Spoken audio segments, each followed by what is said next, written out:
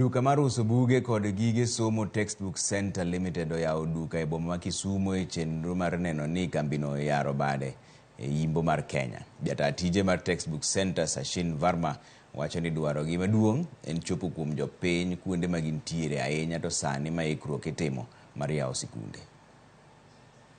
This store, there's over 20 staff members that we have. But beyond that direct impact, it's more about the indirect impact that we're here for, which is not just education. Yeah, education is one part of it. Working together with our partners who are schools, our bookshop wholesalers who are also our partners, but also doing activities with the school children. We have an offering of art, craft, hobbies to nurture that talent. As well for children, but we're much more than a bookshop. We're not just a bookshop for school books.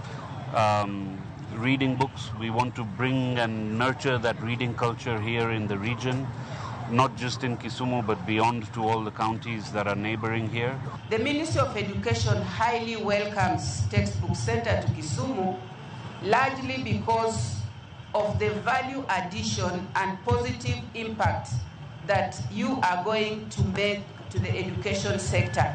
There will no longer be need for us to travel all the way to Nairobi because you have brought the services right at our doorstep.